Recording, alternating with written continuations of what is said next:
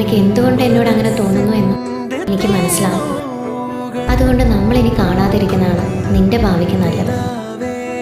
ഇപ്പോഴത്തെ എനിക്ക് അങ്ങനെ ഒരു ലൈഫിനെ പറ്റി ചിന്തിക്കാനേ കഴിയില്ല ബേബി.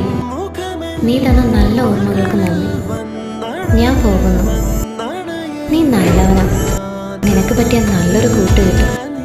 പക്ഷേ അതൊരിക്കലും ഞാനല്ല.